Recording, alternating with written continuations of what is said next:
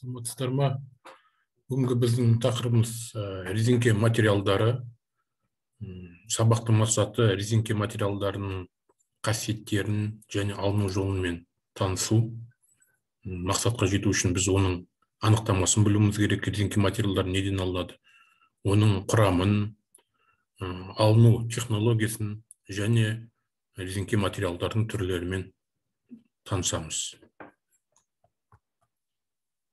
Келесі слайдта осы резинкенің анықтамасы берілген, яғни каучукқа вулканизациялаушы заттарды қосып, химиялық өңдеуден алынатын өнімді атаймыз. Енді резинке екі әдіспен алынады. Бұл ыстық вулканизация, яғни ыстық термиялық әсердің нәтижесінде, және термиялық әсерсіз, яғни холодный, суық вулканизация деп аталады. Резинкенің қасиеттеріне келесіне жатқызамыз. Бұлар иілгіштік, дірілге төзімділігі, жоғары химиялық төзімділік, газ және су өткізгіштік және электр тоғын өткізбеуі.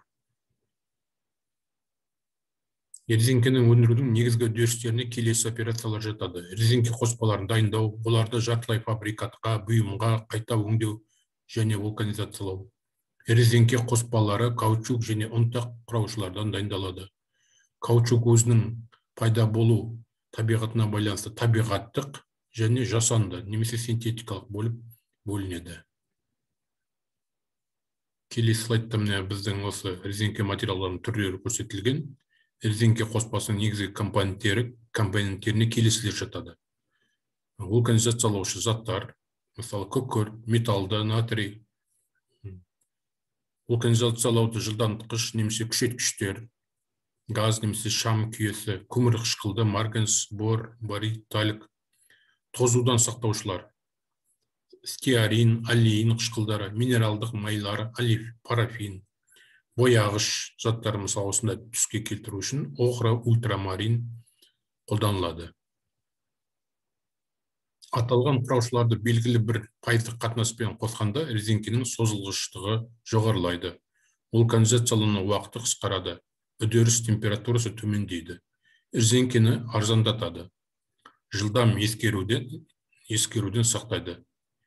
Енді ескеруден тозу, ескіреді материал, соны ескірмеу үшін біз әртүрлі құрамына компоненттер қосамыз.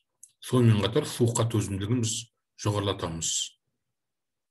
Аталған құраушыларды белгілі бір пайыздық қатынаспен қосқанда резинкенің созылғыштығы жоғарылайды.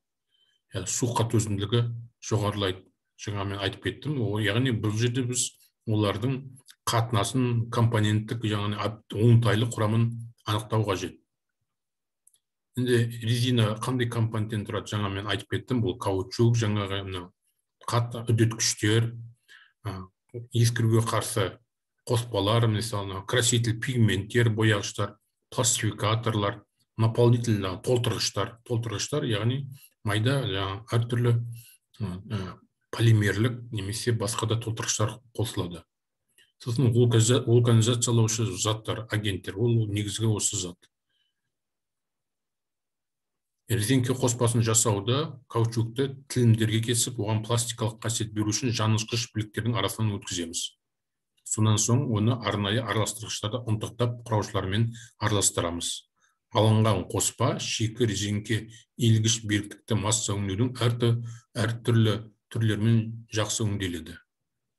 Мысалы, резинке қоспасын жартылай фабрикатпен өнімдерге қайта өңдеудің негізгі түрлеріне каландырлау, үздіксіз сығып шығару, престеу, қысыммен құю, металдарды резинкелеу және вулканизациялау жатады.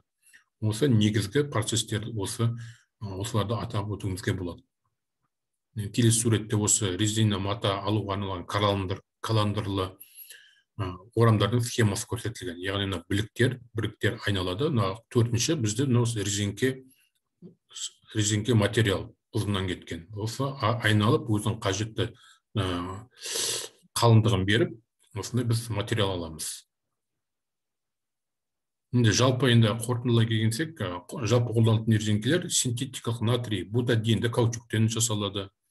Бутандиен стиролды каучуктен жасалады. Бутандиен нитрилді каучук бар, изопрендік каучук және тағы басқа түрлерін жасалынады.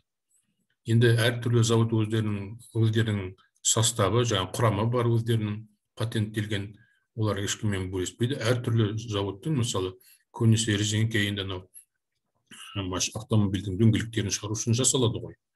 Сол жерде, мысалы, әртүрлі заводтардың өзінің ерекшеліктері бар. Жалпы қолданылатын резеңкелер ауада, суда, қышқылдар мен сілтілердің осал ерітінділеріне жұмыс істей алады. Олардан шиналар, мысалы, ремендер, тасымалдау таспалары, кабельдердің изоляциясы және тағы басқа техникалық бұйымдар жасалады. Тыңдағандарыңызға рахмет. Негізгі біз енді сұрақ бұл жерде сіздерге осы резеңкенің қалай алынатынын сұрақ қойылады. Олардың түрлері, вулканизациялаушы заттар не үшін керек деген сұрақтар осындай сабақтың барысында келесі сабақта сіздерге қойылады. Тыңдағандарыңызға рахмет.